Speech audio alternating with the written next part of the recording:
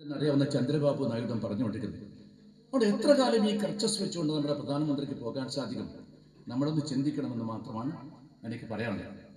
ഏതായാലും പ്രതിപക്ഷ നേതാവായ ശ്രീ രാഹുൽ ഗാന്ധി ആദ്യത്തെ ലോക്സഭാ സമ്മേളനം തന്നെ ഗവൺമെന്റിന്റെ മുൾമുനയിൽ നിർത്താൻ സാധിക്കുന്ന തരത്തിലുള്ള പ്രകടനം അദ്ദേഹം കാഴ്ചവെക്കുകയും ലോകത്തിന് മുഴുവൻ ശ്രദ്ധ അദ്ദേഹത്തിന് പിടിച്ചുപറ്റാൻ സാധിച്ചിട്ടുണ്ടെങ്കിൽ ആ പ്രിയങ്കരനായ രാഹുൽ ഗാന്ധി എന്നറിഞ്ഞ ഇന്ത്യയിലെ ജനങ്ങളുടെ പ്രതീക്ഷയുടെ പ്രതീകമായിട്ടുള്ള രാഹുൽ ഗാന്ധിയെ ഇന്ത്യ രാജ്യത്തെ ജനങ്ങളെല്ലാം തന്നെ നേരിൽ കാണാൻ വേണ്ടി കശ്മീർ മുതൽ കന്യാകുമാരി മുതൽ കശ്മീർ വരെ കാൽനടയായിട്ട് യാത്രിച്ച ആ മഹാനെ ഞാൻ ഈ സന്ദർഭത്തിൽ ഓർക്കുന്നു. അദ്ദേഹത്തിനെ ഞാൻ എല്ലാ തരത്തിലും അദ്ദേഹത്തിന് വിജയം ആശംസിക്കാൻ വേണ്ടി ഈ സന്ദർഭം ഉപയോഗിക്കാൻ. ഇന്ത്യൻ രാഷ്ട്രീയത്തിൽ നമ്മളെല്ലാം തന്നെ ആലോചിക്കണം. വരാൻ പോകുന്ന വസന്തത്തിന്റെ ഇടിമുഴക്കമായിട്ടാണ് രാഹുൽ ഗാന്ധിയുടെ ഈ പ്രതിപക്ഷ നേതൃത്വ സ്ഥാനത്ത് ഞാൻ കാണുന്നത്. വരാൻ പോകുന്ന വസന്തത്തിന്റെ ഇടിമുഴക്കമായിട്ടാണ് ഞാൻ കാണുന്നത്. ഒരു വസന്തം വരാൻ പോകുന്നു. ഈ രാജ്യത്ത് വൻപിച്ച മാറ്റമുണ്ടാകാൻ പോകുന്നു. ഇതൊരു തുടക്കം മാത്രമാണ്. ആത്യന്തികമായിട്ട് ഇന്ത്യയുടെ ഭരണം കോൺഗ്രസിന്റെ കൈകളിലേക്ക് എത്തുന്നവരെ നമുക്ക് അടങ്ങിയിരിക്കാൻ സാധ്യമല്ല എന്ന പ്രതിജ്ഞ പുതുക്കിക്കൊണ്ടാണ് രാഹുൽ ഗാന്ധി എന്തെന്നില്ലാത്ത പ്രതീക്ഷ നമ്മുടെ മനസ്സിൽ ഉയർത്തിക്കൊണ്ടാണ് അദ്ദേഹം പ്രതിപക്ഷ നേതാവായിട്ട് വന്നിട്ടുള്ളത്. നിങ്ങൾ ചിന്തിക്കണം സ്നേഹിതന്മാരെ, ഈ 2024 അവസാനിച്ച ഈ തെരഞ്ഞെടുപ്പ് നമ്മുടെ 18ാമത്തെ ലോക്സഭാ തെരഞ്ഞെടുപ്പ് ലോകം മുഴുവൻ കൗതുകത്തോടു കൂടിയാണ് ഈ തെരഞ്ഞെടുപ്പ് ശ്രദ്ധിച്ചത്. ലോകത്തിൽ ഒരു രാജ്യം പോലും ശ്രദ്ധിക്കാതെ പോയിട്ടുള്ള എല്ലാവരും അഭിപ്രായം പറയുകയും ചെയ്തു. കാരണം എന്താണ്? ലോകത്തിൽ നിന്നുള്ള ഏറ്റവും വലിയ ജനാധിപത്യ മതേതര രാജ്യമാണ് ഇന്ത്യ. ഇന്ത്യ എങ്ങോട്ടേക്ക് പോകുന്നു? കൗതുകത്തോടുകൂടിയാണ് നോക്കുന്നത്. ആ ഇന്ത്യയിൽ കടന്നുപോയ 10 വർഷക്കാലം ഉണ്ടായിട്ടുള്ള അസഹിഷ്ണുത രാഷ്ട്രീയം, ന്യൂനപക്ഷങ്ങൾക്കെതിരായിട്ടുള്ള കടന്നാക്രമണം, പത്രസ്വാതന്ത്ര്യത്തെ ഹനിച്ചു കൊണ്ടുപോയിട്ടുള്ള സമീപനം, ഫാസിസത്തിന് എല്ലാ ലക്ഷണങ്ങളും ഉയർത്തിപ്പിടിച്ചുകൊണ്ട് പോയിരിക്കുന്ന ഭരണകൂടം. ആ ഭരണകൂടത്തിന്റെ ചെയ്തികളെക്കുറിച്ച് ലോകരാഷ്ട്രങ്ങൾക്കിടയിൽ വലിയ അഭിപ്രായ വ്യത്യാസം ഉണ്ടായിരുന്നു. മാത്രമല്ല, ലോകത്തിലെ ഏറ്റവും വലിയ രാജ്യങ്ങളൊക്കെ തന്നെ കൃത്യമായിട്ട് നരേന്ദ്രമോദി നേതൃത്വം കൊടുക്കുന്ന ഇന്ത്യ എങ്ങോട്ടേക്ക് പോകുന്നതിനെ കുറിച്ച് ഞങ്ങൾക്ക് ആശങ്കയുണ്ടെന്ന കാര്യം അവരെല്ലാം തന്നെ പറഞ്ഞ സത്യവും നിങ്ങൾ അനുസ്മരിക്കേണ്ടതായിട്ടുണ്ട്.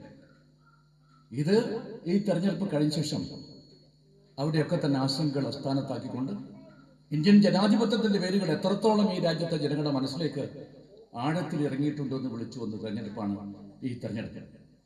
അതുപോലെ നമ്മുടെ നാട്ടിന്റെ മതേതരത്വം അത് എത്രത്തോളം സുശക്തമായ അസ്ഥിവാരത്തിലാണ് നമ്മുടെ മതേതരത്വം ഈ രാജ്യത്ത് നമ്മൾ കെട്ടിപ്പടുത്തത് എന്നതിൻ്റെ ഉദാഹരണം കൂടിയായിട്ടാണ് ഞാൻ തെരഞ്ഞെടുപ്പിൽ കാണുന്നത്. നമ്മുടെ നാട്ടിൻ്റെ ബഹുസ്വരത, നമ്മുടെ ആയിരത്താണ്ടുകൾ പഴക്കമുള്ള നമ്മുടെ സംസ്കൃതിയുടെ ഭാഗമാണ് ഈ ബഹുസ്വരത. എല്ലാവരെയും ചേർത്ത് പിടിച്ചുകൊണ്ട് ഒരു ഓൾ ഇൻക്ലൂസീവ് സൊസൈറ്റി, അതിലാരും പുറത്തല്ല, എല്ലാവരും അകത്താണ്. എല്ലാവരെയും ചേർത്ത് കൊടുത്തുണ്ട്. അതിൽ ഹിന്ദുവുണ്ട്, മുസൽമാനുണ്ട്, ക്രൈസ്തവനുണ്ട്, പാർസിയുണ്ട്, ബൗദ്ധനുണ്ട്, ജൈനനുണ്ട്, സിഖുകാരനുണ്ട്. ഇവരെല്ലാം തന്നെ ചേർത്ത് പിടിച്ചു കൊണ്ടുപോകുന്ന മഹാസംസ്കാരം അത് ഇന്ത്യയുടെ സംസ്കൃതിയുടെ തന്നെ ഭാഗമാണ് എന്ന് ഞാൻ പറയട്ടെ. അതാണ് നമ്മൾ പറയുന്നത്. നാനാത്വത്തിൽ ഏകത്വമാണ് ഈ രാജ്യത്തിന്റെ സംസ്കാരം. നാനാത്വമുണ്ട്, പക്ഷെ എല്ലാവരും ഏകത്വത്തോടു കൂടി പോകുന്ന ഒരു സംസ്കാരമാണ് നമ്മുടെ സംസ്കാരം. അതാണ് 10 ദശവത്സരക്കാലം കൊണ്ട് തച്ചൊടുക്കാൻ വേണ്ടി നരേന്ദ്രമോദി പരിശ്രമിച്ചത്. ഇന്ത്യ എന്നൊരു മഹോന്നതമായ ആശയമുണ്ട്. അതാണ് ഇവിടെ 10 വർഷമായിട്ട് അദ്ദേഹം അടിച്ചുകൊടുക്കാൻ വേണ്ടി ശ്രമിച്ചത്. അതും നമ്മൾ ചിന്തിക്കണം.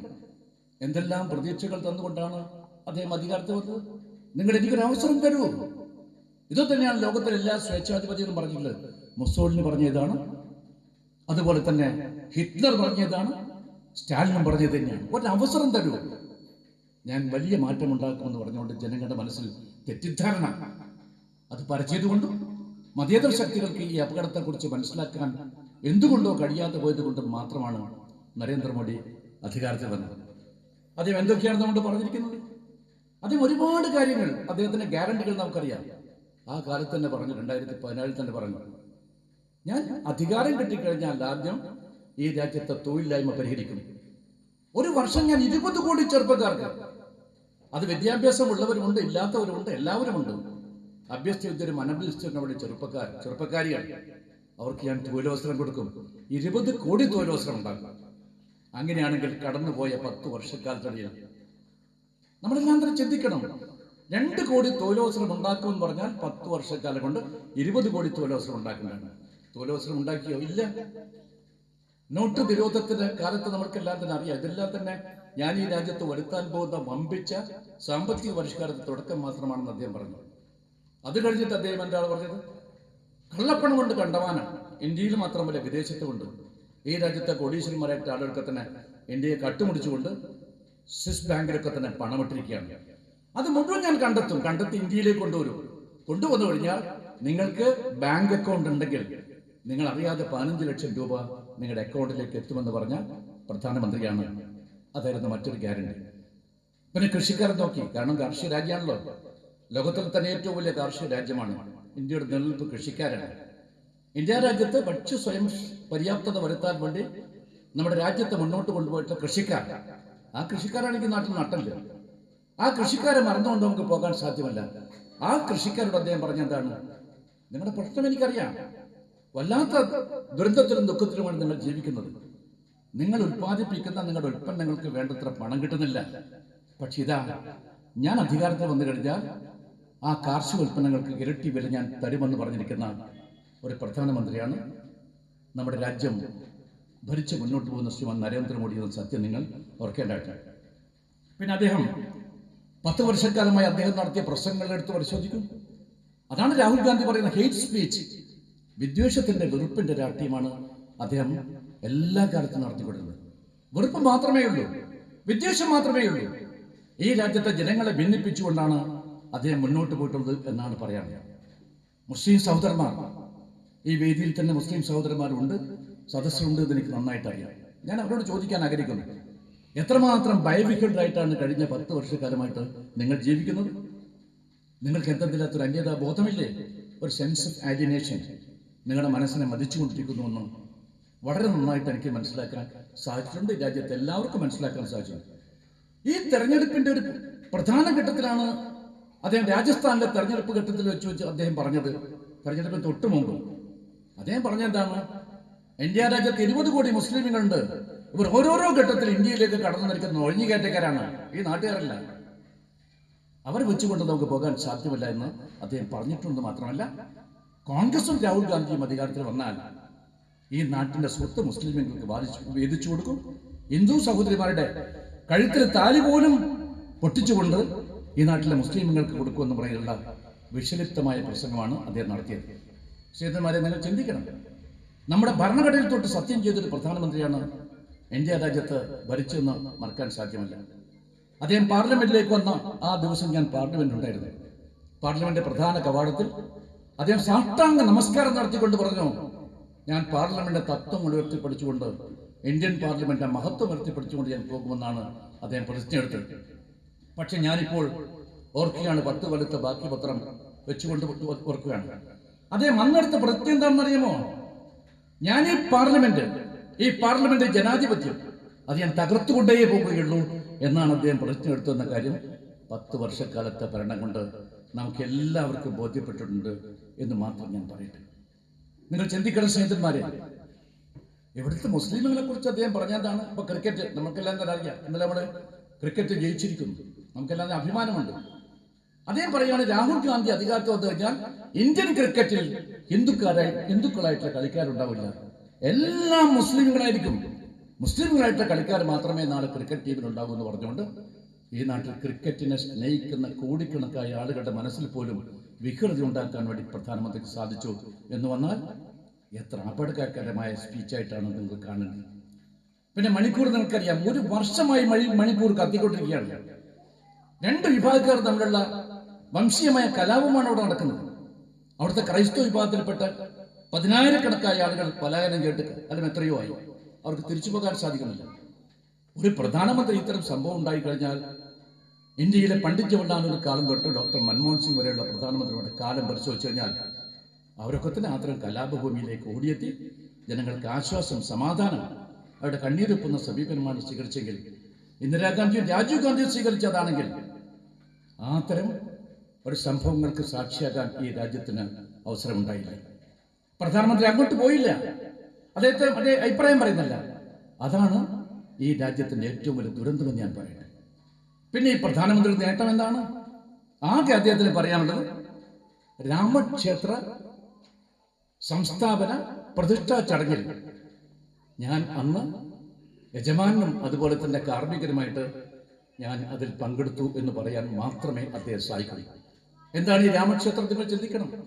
16-ാമത്തെ നൂറ്റാണ്ടിൽ ബാബർ ചക്രവർത്തി ഉണ്ടാക്കിയിരിക്കുന്ന ഒരു പ്രശസ്തമായിട്ടുള്ള ബാബരി മസ്ജിദ് എന്ന് പറഞ്ഞൊരു മോസ്ക്, അല്ലെങ്കിൽ മുസ്ലിങ്ങളുടെ ആരാധനാലയം.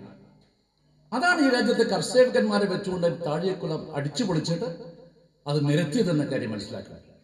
അവശേഷിക്കുന്ന ഭാഗം ഒരു ദുർബലമായ കോടതി ഉത്തരവിന്റെ വെളിച്ചത്തിൽ അത് നടപ്പിലാക്കുന്നതിന്റെ ഭാഗമായിക്കൊണ്ട് UP മുഖ്യമന്ത്രിയെ വെച്ചുകൊണ്ട് അവിടെ ബുൾഡോസർ വെച്ചുകൊണ്ട് എല്ലാം നിരത്തി പോകുന്ന കാഴ്ചയാണ് കണ്ടിരിക്കുന്നത്.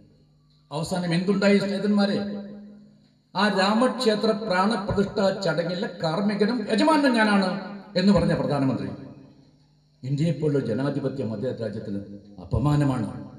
ഞാൻ എല്ലാവരുടെയും ആളാണെന്ന് പറഞ്ഞു കഴിഞ്ഞാൽ ഏതെങ്കിലും ഒരു മതവിഭാഗത്തിൽപ്പെട്ട ആളുകളുടെ ക്ഷേത്രത്തിന്റെ ചടങ്ങിൽ പങ്കെടുക്കുക ശരിയാണോ?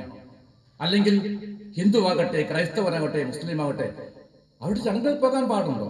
പാടില്ല. ഞാനാണ് ഇതിന്റെ കാർമ്മികൻ. ഇന്ത്യയുടെ 4 ആചാര്യന്മാരുണ്ട്, നമുക്ക് എല്ലാം തന്നെ അറിയാം. ആ ആചാര്യന്മാരെയൊക്കെ തന്നെ മാറ്റി നിർത്തിക്കൊണ്ട് അവരെല്ലാം തന്നെ പടിയടച്ചുകൊണ്ടാണ് ഇദ്ദേഹം ഈ ചടങ്ങ് നടത്തിയെന്ന് പറയുമ്പോൾ എത്ര വിസ്മയകരമായ സ്ഥിതിവിശേഷത്തിലാണ് നമ്മുടെ രാജ്യം സാക്ഷ്യം വഹിച്ചത്. ഇപ്പോൾ എന്ത് സ്ഥിതി ഉണ്ടായി? ഈ 18ാമത് ലോക്സഭാ തെരഞ്ഞെടുപ്പ് കഴിഞ്ഞ ശേഷം ഈ രാമക്ഷേത്രം സ്ഥിതി ചെയ്യുന്ന ഫൈസാബാദ് എന്ന സ്ഥലം, ഞാൻ ഫൈസാബാദ് കണ്ടാലാണ്, ഫൈസാബാദിനെ കുറിച്ച് എനിക്കറിയാം. ധാരാളം ആളുകൾ, പട്ടാളത്തിലൊക്കെയുള്ള ആളുകൾ തീർച്ചയായിട്ടും ഫൈസാബാദ് കണ്ടിരിക്കുമെന്നാണ് വിശ്വാസം. ആ ഫൈസാബാദ് എന്ന് പറയുന്ന സ്ഥലത്ത് ഭാരതീയ ജനതാ പാർട്ടിക്ക് വിജയിക്കാൻ സാധിച്ചില്ല. അവർ നിർത്തിയത് ആരെയാണ്? ലല്ലു സിംഗ് എന്ന് പറഞ്ഞൊരു മനുഷ്യനാണ് നിർത്തിയിരിക്കുന്നത്. ഈ ലല്ലു സിംഗ് സാധാരണ തെരഞ്ഞെടുപ്പ് വേദിയിൽ വരിക എങ്ങനെയാണെന്ന് അറിയുമോ? ഒരു വലിയ ഗതയും എടുത്തുകൊണ്ടാണ് അദ്ദേഹം വരിക. മനസ്സിലാക്കണം. താൻ തീവ്ര ഹിന്ദുത്വ വികാരത്തിന്റെ ആളാണെന്ന് സ്ഥാപിക്കാൻ വേണ്ടിയിട്ടാണ് ഗതയും എടുത്തുകൊണ്ട് വന്നത്.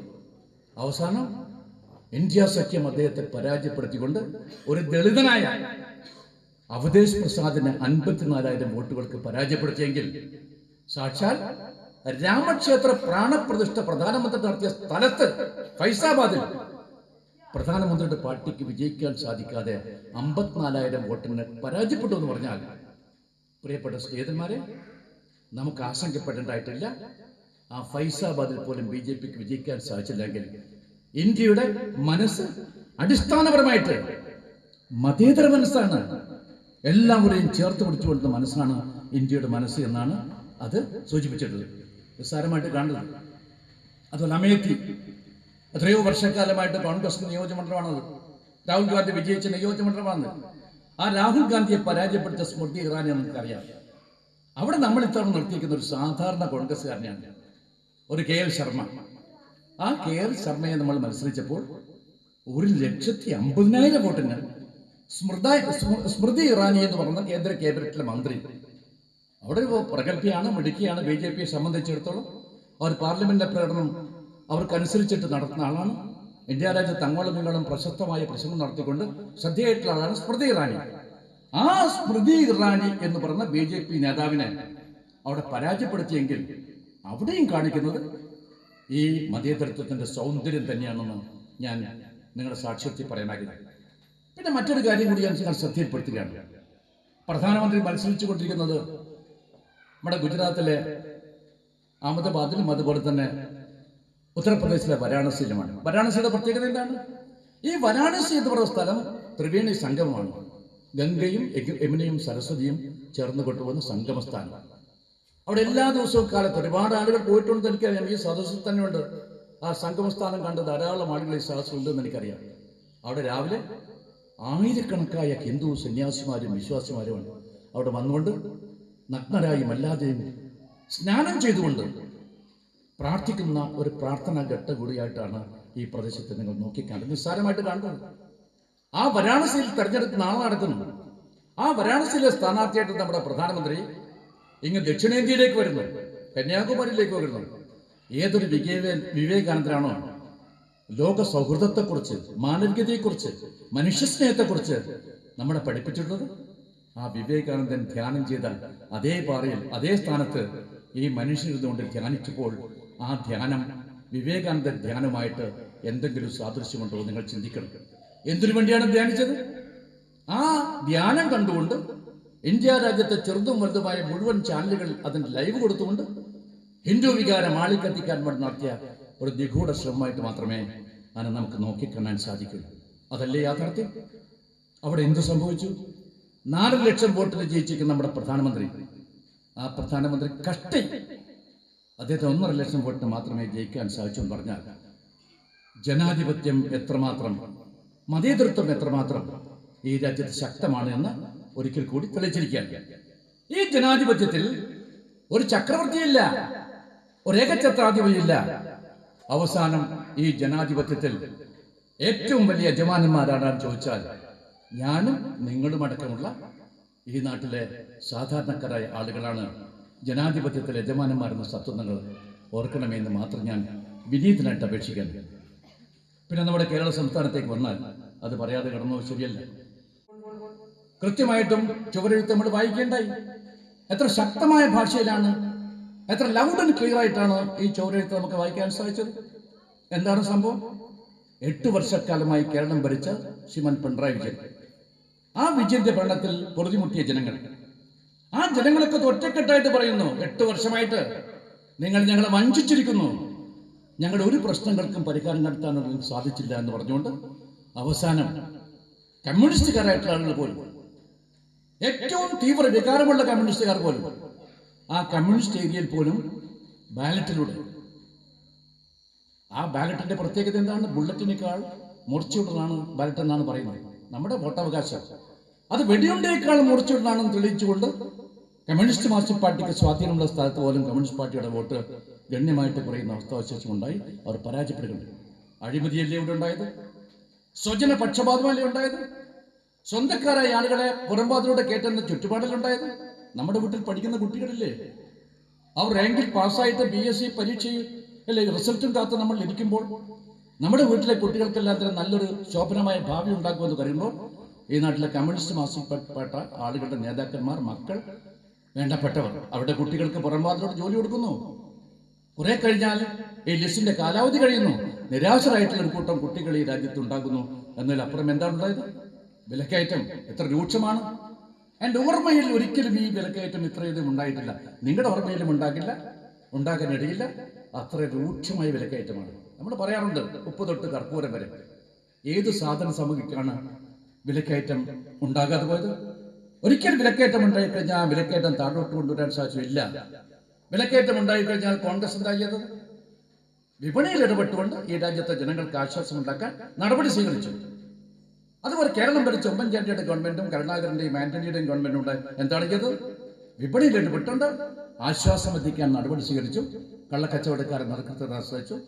അവരുടെ ഇഷ്ടപ്രകാരം വില നിശ്ചയിക്കാൻ സാധിക്കാത്ത സാഹചര്യത്തിലേക്ക് കാര്യം കൊണ്ടുപോയി. ഞാൻ ചോദിക്കട്ടെ, 8 വർഷക്കാലത്ത് എത്ര നികുതിയാണ് ഉണ്ടായിട്ടില്ല? വെള്ളത്തിന് നികുതി, ഇലക്ട്രിസിറ്റിക്ക് നികുതി. നികുതി ഇല്ലാത്ത ഏതെങ്കിലും ഒരു ഐറ്റം ഉണ്ടായിട്ടുണ്ടോ നമ്മുടെ സംസ്ഥാനത്ത്? നികുതി ഭീകരത ഇതുപോലെ അതിന്റെ പാരമ്പര്യത്തിൽ കാലം ഉണ്ടായിട്ടില്ല. പിന്നെ മുഖ്യമന്ത്രി, നമുക്കെല്ലാം അറിയാം, മുഖ്യമന്ത്രി അങ്ങനെ വിദേശിയൊന്നുമല്ലല്ലോ, നമ്മുടെ നാട്ടുകാരല്ലേ, നമ്മുടെ നെയ്ബറിംഗ് വില്ലേജിലല്ലേ മിസ്റ്റർ പിണറായി വിജയൻ. ആരാണ് പിണറായി വിജയൻ?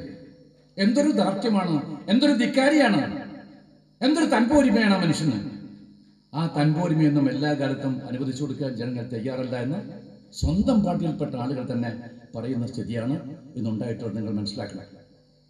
ഞാൻ പറയട്ടെ, കേരളത്തിലുണ്ടായിട്ടുള്ള തെരഞ്ഞെടുപ്പ് വിധി, ഈ പറയുന്ന 2019 ഇപ്പോഴും നടന്ന തെരഞ്ഞെടുപ്പിലെ വിധി, CPM എന്ന രാഷ്ട്രീയ പാർട്ടിയുടെ ശവപ്പെട്ടിയിലെ അവസാനത്തെ ആണി എന്ന രൂപത്തിലേക്ക് അത് മാറാനുള്ള സാധ്യതയുണ്ട്.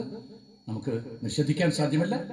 ഇതുപോലത്തെ ദുർഭരണം ഉണ്ടായതുകൊണ്ടാണ് പശ്ചിമ ബംഗാളിലും അതുപോലെ ത്രിപുരയിലുമൊക്കെ തന്നെ ഈ പാർട്ടി പൂർണ്ണമായി തകർന്നുകൊണ്ട് ഏക തുരുത്തായിട്ട് നമ്മുടെ കേരളം മാറിയിട്ടെങ്കിൽ അടുത്ത തെരഞ്ഞെടുപ്പിൽ തീർച്ചയായിട്ടും തെറ്റ് തിരുത്തി അവർക്ക് പോകാൻ സാധിക്കാത്ത സാഹചര്യം വീണ്ടും വന്നു കഴിഞ്ഞാൽ ഇവിടെ നിന്ന് കുറ്റി പൊരിച്ചിട്ട് കമ്മ്യൂണിസ്റ്റ് മാർക്സിസ്റ്റ് പാർട്ടിക്ക് പോകേണ്ടി വരും എന്ന് ഞാൻ പറയാൻ ആഗ്രഹിക്കുന്നു. ഞാൻ ഇടതുപക്ഷത്തിന് എതിരായിട്ട് നിൽക്കുന്ന ആളല്ല. കോൺഗ്രസ് പരമായിട്ട് ഇടതുപക്ഷം നാളെ അധികാരത്തിൽ വരണം, അതായത് പിണറായി വിജയന്റെ പാർട്ടി വരണമെന്നല്ല അർത്ഥം. ഇടതുപക്ഷ സ്വഭാവമുള്ള രാഷ്ട്രീയ പാർട്ടികൾ കേന്ദ്രത്തിൽ അധികാരത്തിൽ വരണം കോൺഗ്രസ് പരമായിട്ട്.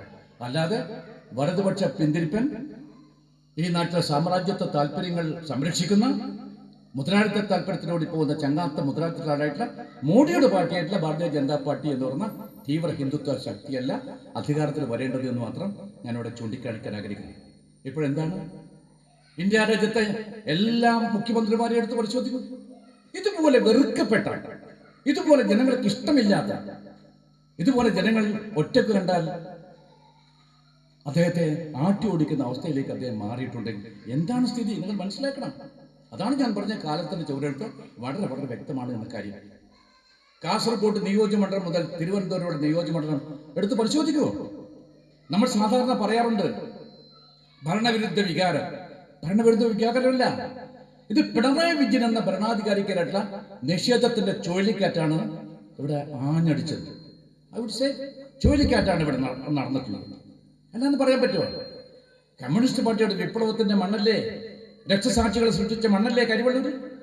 കയ്യൂരും അങ്ങനെ തന്നെയല്ലേ, കാവുമ്പായും അങ്ങനെയല്ലേ, അതുപോലെ തില്ലങ്കേരി, മുനിയൻകുന്ന്, എന്റെ നാടായിട്ടുള്ള ചോമ്പാലിനോട് തൊട്ട് കിടക്കുന്ന ഒഞ്ചിയം, ഇതൊക്കെ രക്തസാക്ഷികളെ സൃഷ്ടിച്ച പാവപ്പെട്ടാൽ എന്ത് രക്തസാക്ഷി? പണ്ഡിറ്റ് ജവഹർലാൽ നെഹ്റുവിന്റെ ഗവൺമെന്റ് അധികാരത്തിൽ വന്ന് ഒരു വർഷത്തിനുള്ളിൽ അട്ടിമറിയിലൂടെ പണ്ഡിറ്റ് ജവഹർലാൽ നെഹ്റുവിന്റെ ഭരണത്തെ നമുക്ക് അട്ടിമറിക്കാമെന്ന് പറഞ്ഞുകൊണ്ട് പാവങ്ങൾ, ഒന്നും അറിയാത്ത ആളുകൾ അവന്റെ കയ്യിൽ വാരിക്കുന്തു വടിയുമായിട്ട് പണ്ഡിറ്റ് ജവഹർലാൽ നെഹ്റുവിനെ യുദ്ധം ചെയ്യാൻ വേണ്ടി അയച്ചപ്പോൾ മരിച്ചു പോയിട്ടുള്ള നിരപരാധികളാണ് ഈ രക്തസാക്ഷികൾ എന്ന് പറയാറ്. ഒന്നും അറിയില്ല. എന്റെ നാട്ടിൽ മരിച്ചു പോയിട്ടുള്ള ആളുകളുടെ കഥയും അവരുടെ കുടുംബത്തിൽ ചിത്രവും എനിക്ക് നന്നായിട്ടറിയാം. ഒരു വിപ്ലവവും ഇല്ല, ഒന്നുമില്ല. ഇതാ സൂക്ഷിച്ച പ്രഭാതം വരാൻ പോകുന്നു, എന്റെ ദാരിദ്ര്യം തീരാൻ പോകുന്നു എന്ന് മനസ്സിലാക്കിയ കുറെ ശുദ്ധഗതിക്കാരായിട്ടുള്ള പാവങ്ങൾ മാത്രമാണ് അതിൽ മരിച്ചു എന്ന് കരുതി. ആ ഗ്രാമങ്ങളാണ് പാർട്ടി ഗ്രാമങ്ങൾ. ആ ഗ്രാമങ്ങളിൽ പാർട്ടി, നിങ്ങൾ ആലോചിച്ച് നോക്കണം. കമ്മ്യൂണിസ്റ്റ് മാർക്സിസ്റ്റ് പാർട്ടിയുടെ മണ്ണ് അങ്ങനെ ചോർന്ന് ചോർന്ന് ചോർന്ന് ഒലിച്ചു വന്ന കാഴ്ചയാണ് പറഞ്ഞത്. നിങ്ങൾ മനസ്സിലാക്കണം. ഈ നിഷേധ കൊടുങ്കാറ്റിലും പെരുമഴയിലുമാണ് ഈ പാർട്ടി ഗ്രാമങ്ങളൊക്കെ തന്നെ ഒലിച്ചുപോയത്. നിഷേധിക്കാൻ സാധിക്കുമോ? ഒരു ചെറിയ കാര്യം കൂടി നിങ്ങൾ മനസ്സിലാക്കണം. നിങ്ങൾക്ക് വേണ്ടി അന്വേഷിക്കാം. പിണറായി വിജയന്റെ അദ്ദേഹത്തിന്റെ സ്വന്തം നാടാണ് പിണറായി. ആ പിണറായിയിലെ RC അമല സ്കൂളിലാണ് അദ്ദേഹം വോട്ട് ചെയ്യാൻ പോകുന്നത്. ആ ബൂത്തും എനിക്കറിയാം. കാരണം ഞാൻ 84 അവിടെ വോട്ട് സ്ഥാനാർത്ഥിയായിട്ട് വന്ന സന്ദർഭം ഞാൻ ഓർക്കും. 84 ആ സമയത്ത് അവിടെ ഞങ്ങളുടെ ബൂത്ത് ഏജന്റാണ് നിന്നത് ഒരു പാവപ്പെട്ട ഒരു കുറിപ്പായിരുന്നു. അദ്ദേഹം ബൂത്തിലേക്ക് പോയി. ബൂത്തിൽ ഇരുന്നപ്പോൾ ആ മനുഷ്യരോട് പോകരുതെന്ന് തലേദിവസം പറഞ്ഞിരുന്നു. അദ്ദേഹം പോകാൻ തയ്യാറായപ്പോൾ ആ മനുഷ്യനെ വിവസ്ത്രനാക്കി ഒരു കൗപീനം മാത്രം ധരിപ്പിച്ചുകൊണ്ട് ഇരുത്തിയ ബൂത്താണ് ഈ പറയുന്ന RK അമല എന്ന് പറയുന്ന ഈ സ്ഥാപനം എന്ന് മനസ്സിലാക്കുന്നത്. അവിടെയാണ് മിസ്റ്റർ പിണറായി വിജയൻ വോട്ട് ചെയ്തത്. അവിടെ നിങ്ങൾ സ്ഥിതി അറിയുമോ സ്റ്റേജന്മാരെ? പെട്ടി പൊളിച്ചപ്പോൾ എന്താണ് സ്ഥിതി ഉണ്ടായത്? നമ്മുടെ ഈ പറഞ്ഞ നമ്മുടെ ഈ ഇലക്ട്രോണിക് മെഷീൻ നമ്മൾ ഒന്ന് പരിശോധിച്ചപ്പോൾ നമുക്ക് കാണാൻ സാധിച്ചത് BJPക്ക് അദ്ദേഹത്തിന്റെ പിണറായി വിജയന്റെ ബൂത്തിൽ 115 വോട്ട് ഉണ്ടായിരിക്കുന്നു. ഈ വിപ്ലവത്തിന്റെ മണ്ണിൽ BJPക്ക് ആ ബൂത്തിൽ 115 വോട്ട് ഉണ്ടായിരിക്കുന്നു എന്ന് പറഞ്ഞാൽ അത് വിശ്വസിക്കാൻ സാധിക്കുമോ? നിങ്ങൾ കൃത്യമായിട്ട് മനസ്സിലാക്കണം. 2010 53 വോട്ടായിരുന്നു അവിടെ ഉണ്ടായിരുന്നെങ്കിൽ അത് 115 വോട്ടായി 115 വോട്ടായിട്ട് അത് മാറിയിരിക്കുന്നു. ധർമ്മട സ്ഥിതി എന്താണ്? ബഹുമാനപ്പെട്ട മുഖ്യമന്ത്രിയുടെ കാലിലെ മണ്ണ് ഒലിച്ചു പോയിരിക്കുന്നു. അവിടെ BJP വീണ്ടും വളർന്നിരിക്കുന്നു എന്ന സ്ഥിതിയിലേക്കാണ് കാര്യങ്ങൾ പോകുന്നത്. നിസ്സാരമായിട്ട് കാണരുത്. വളരെ ഗൗരവത്തോടെ ഈ കാര്യങ്ങൾ നിങ്ങൾ വിലയിരുത്തണമെന്ന് ഞാൻ അപേക്ഷിക്കുകയാണ്. കോൺഗ്രസ് ഗൗരവമായിട്ട് ഈ കാര്യം വിലയിരുത്തണം. നിങ്ങൾ നിസ്സാരമായിട്ട് കാണരുത്. കാരണം നമ്മുടെ ഈ പറഞ്ഞ വരാൻ പോകുന്ന വാർഡ് തെരഞ്ഞെടുപ്പുകൾ വരാൻ പോകുന്നു, പഞ്ചായത്തിലേക്കുള്ള തെരഞ്ഞെടുപ്പുകൾ വരാൻ പോകുന്നു, അത് കഴിഞ്ഞ് അസംബ്ലി തെരഞ്ഞെടുപ്പ് വീണ്ടും വരാൻ പോകുന്നു. അപ്പോൾ BJPയുടെ വളർച്ചയെ കണ്ടില്ലായി നടിക്കരുത്. ഞാൻ കൃത്യമായിട്ട് ചില കാര്യങ്ങൾ നിങ്ങളുടെ മുമ്പിൽ വെക്കാൻ ആഗ്രഹിക്കുന്നു. BJP ഒരിക്കലും നമ്മുടെ ലോക്സഭാ തെരഞ്ഞെടുപ്പിലോ മറ്റോ ഒരിക്കൽ പോലും താമര വീഴില്ല എന്നാണ് നമ്മൾ പറഞ്ഞത്. എന്നാൽ ഈ തവണ അറിയുമോ, കേവലം ഒരു സാധാരണ സിനിമാ നടൻ മാത്രമായിട്ടുള്ള സുരേഷ് ഗോപി, അദ്ദേഹം എന്താണ് പറയുന്നത് അറിയില്ല. ആകാശത്താണോ ഭൂമിയിലാണോന്നോ അദ്ദേഹത്തിന് അറിയില്ല. എൻ്റെ നല്ല സുഹൃത്താണ്. ആ സുരേഷ് ഗോപിക്ക് 74,000 വോട്ട് കിട്ടിയെന്ന് പറഞ്ഞാൽ നമ്മൾ ഗൗരവത്തോടുകൂടി ആത്മപരിശോധന നടത്താൻ തയ്യാറാകണം. എങ്ങനെ വന്നു? എങ്ങനെ BJP ഇവിടെ അക്കൗണ്ട് തുറന്നു? ഞാൻ ഇന്നലെ അതിന്റെ കൃത്യമായിട്ടുള്ളൊരു കണക്ക് വീണ്ടും ഞാൻ പഠിക്കുകയുണ്ടായി. അവിടെ ക്രൈസ്തവ സമുദായത്തിൽപ്പെട്ട ആളുകളുടെ വോട്ടാണ് ഏറിയകൂറും പോയത്. അവിടെ പോയത് പിന്നോക്കക്കാരായിട്ട് ഈഴവ വിഭാഗത്തിൽപ്പെട്ട ആളുകളുടെ വോട്ടാണ് കൂടുതൽ പോയിട്ടുള്ളത്. നിങ്ങൾ ചിന്തിക്കണം. ഈ രാജ്യത്ത് അവശ ദുർബല വിഭാഗത്തിൽപ്പെട്ട പാർശ്വവൽക്കരിക്കപ്പെട്ടവർ എന്ന് പറയുന്ന ആളുകളുടെ വോട്ടാണ് പോയിട്ടുള്ളത്. നിസ്സാരമായിട്ട് കാണുന്നത്. ഇത് അപകടകരമായ സൂചനയായിട്ട് നിങ്ങൾ നോക്കി കാണണം എന്ന് ഞാൻ പറയട്ടെ. പിന്നെ 2019 BJPക്ക് നമ്മുടെ സംസ്ഥാനത്തുണ്ടായ വോട്ടെത്രയെന്നറിയുമോ? കേവലം 13% വോട്ട്. ഈ തെരഞ്ഞെടുപ്പിൽ 2024 അറിയുമോ? അത് 16.68% ഉയർന്നതായിട്ട് ഞാൻ ഇന്നലെ ഇലക്ഷൻ കമ്മീഷന്റെ ഏറ്റവും ഒടുവിലത്തെ കണക്ക് നോക്കിയപ്പോഴേക്ക് മനസ്സിലാക്കാൻ സാധിച്ചെന്ന് പറഞ്ഞാൽ, കഴിഞ്ഞ ലോക്സഭാ തെരഞ്ഞെടുപ്പിന് ശേഷം 4% BJP ഇവിടെ വളർന്നിട്ടുള്ളതെന്ന കാര്യം പ്രിയ കോൺഗ്രസ്സുകാരെ, ജനാധിപത്യ മതേതര വിശ്വാസികളെ, ഈ രാജ്യത്ത് ഒരു തീവ്ര ഹിന്ദുത്വ രാഷ്ട്രം ഉണ്ടാകുന്നത് ആഗ്രഹിക്കുന്ന കോൺഗ്രസ്സുകാരെ, നിങ്ങൾ ഗൗരവത്തോട് വിലയിരുത്തണമേ എന്ന് ഞാൻ അപേക്ഷിക്കുകയാണ്. കണ്ണൂർ ലോക്സഭാ നിയോജകമണ്ഡലത്തിലെ വോട്ടിന്റെ വർധനം അറിയോ? 1,00,000 വോട്ടാണ് വർദ്ധിച്ചിരിക്കുന്നത്. 1,00,000 വോട്ടാണ് കഴിഞ്ഞ തെരഞ്ഞെടുപ്പേക്കാൾ വർദ്ധിച്ചിരുന്നത്. ഈ വടകര നിയോജകമണ്ഡലം, ആ വടകര നിയോജകത്തിൽ 2.39% വോട്ടുകളാണ് വർദ്ധിച്ചിരിക്കുന്നത്. മാത്രമോ, ഇന്നലെ BJPയുടെ സ്റ്റേറ്റ് കൗൺസിൽ അവിടെ യോഗം ചേരുകയുണ്ടായി. ആ സ്റ്റേറ്റ് കൗൺസിൽ വെച്ചിരിക്കുന്ന കണക്ക് ഞാൻ പരിശോധിക്കണ്ടേ, കൃത്യമായ കണക്കാണ്. 11 അസംബ്ലി മണ്ഡലങ്ങളിൽ ഈ BJP എന്ന് പറയുന്ന രാഷ്ട്രീയ പ്രസ്ഥാനം സിംഗിൾ ലാർജസ്റ്റ് പാർട്ടിയായിട്ട് മാറിയിരിക്കുന്നു. 11 നിയോജകമണ്ഡലത്തിൽ, അസംബ്ലി നിയോജകമണ്ഡലത്തിൽ അവർ സിംഗിൾ ലാർജസ്റ്റ് പാർട്ടിയായിട്ട് മാറിയിരിക്കുന്നു എന്നതാണ് യാഥാർത്ഥ്യം. ഇത് അംഗീകരിക്കാൻ സാധിക്കുമോ? ഈ പോക്ക് അപകടകരമല്ലേ?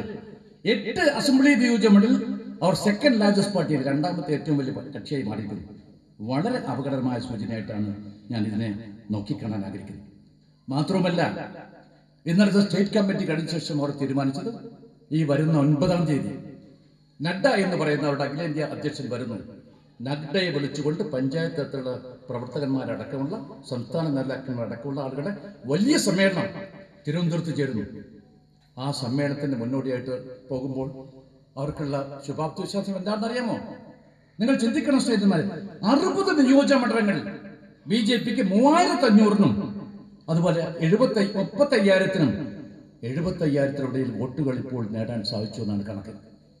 മനസ്സിലാക്കണം, 60 നിയോജക മണ്ഡലങ്ങളിൽ 35,000-നും 75,000-നും ഇടയിൽ വോട്ടുകൾ അവർ നേടാൻ അവർക്ക് സാധിച്ചിരിക്കുന്നു എന്ന് വരുമ്പോൾ ആപൽക്കരമായ സൂചനയാണത്.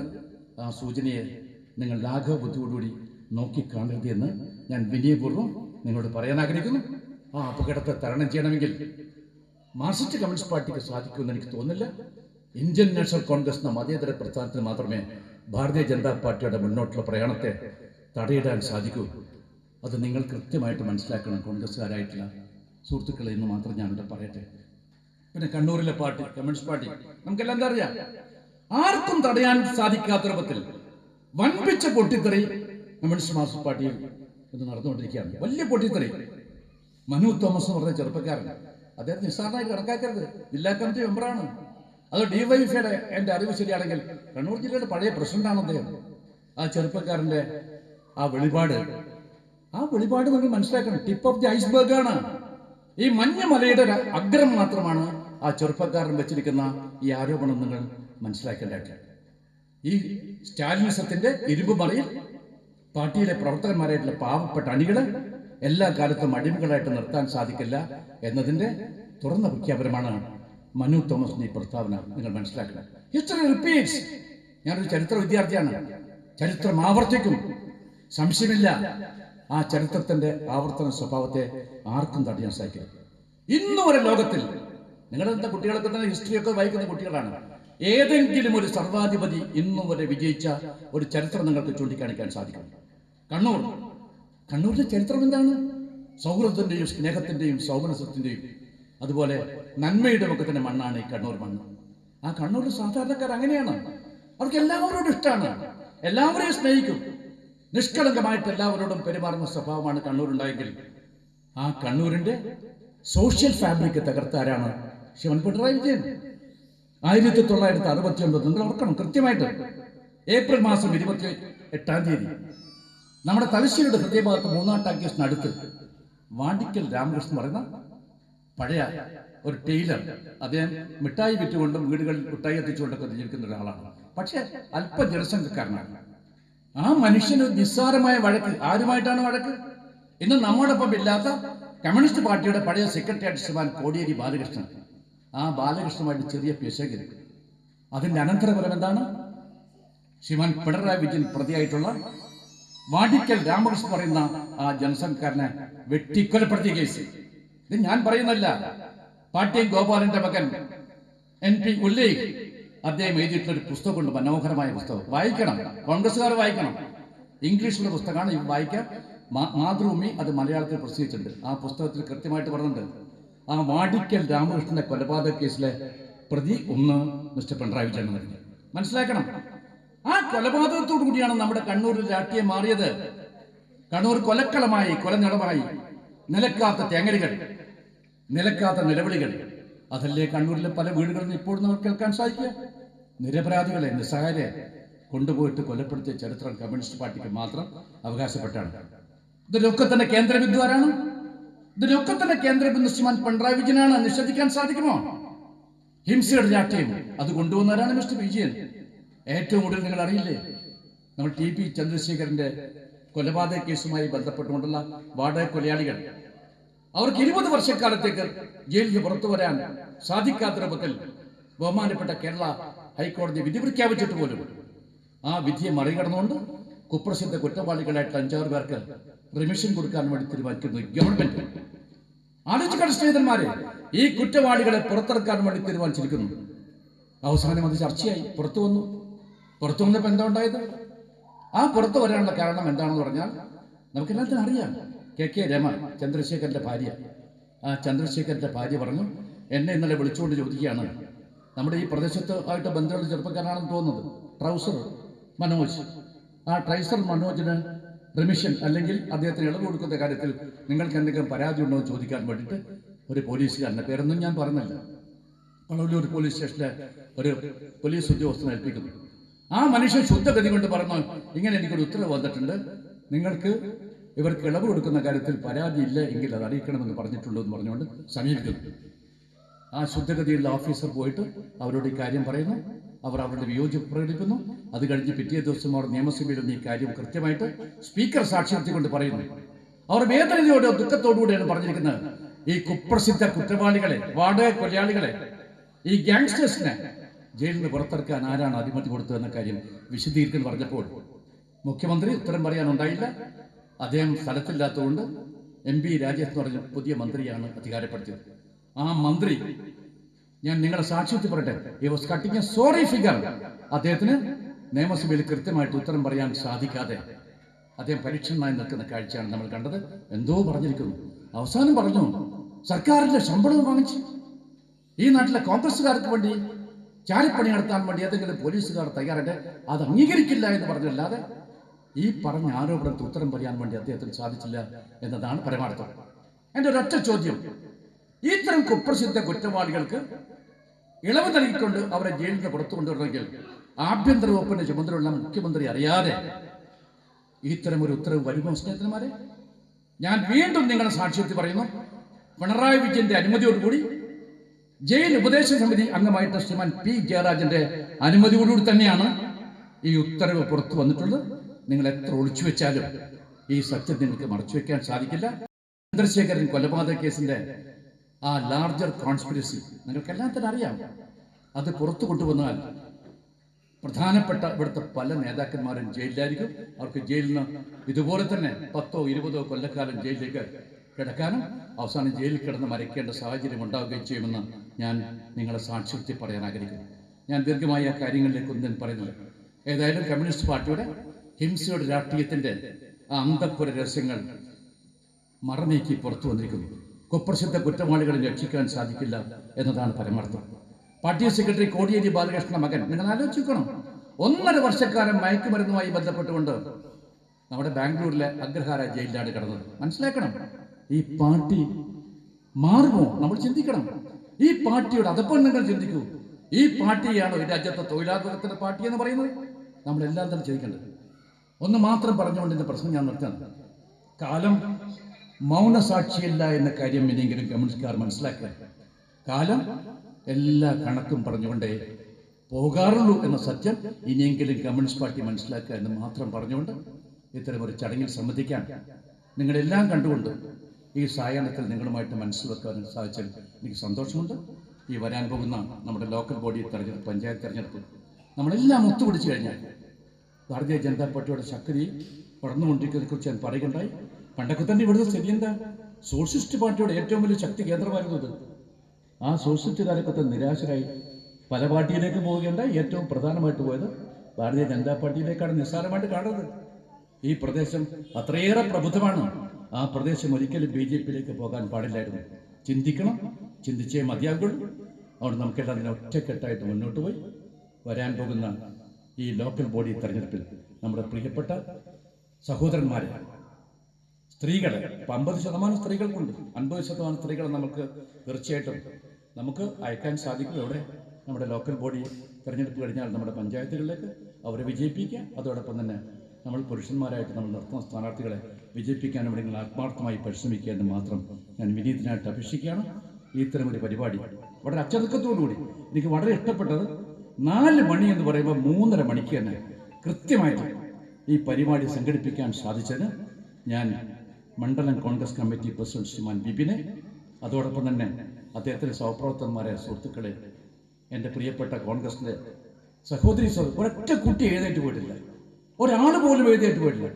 യാതൊരു തരത്തിലും അവർക്ക് ഒരു അസഹിഷ്ണുത ഞാൻ കാണിച്ചില്ല. അവരെല്ലാം എന്നെ വിടുന്നു എന്ന് പറയുമ്പോൾ ഈ പ്രദേശത്തിൻ്റെ ആ രാഷ്ട്രീയ പാരമ്പര്യം, ആ രാഷ്ട്രീയ ഔന്നത്യം, ആ രാഷ്ട്രീയ പ്രബുദ്ധത ഞാൻ മാനിക്കുന്നു.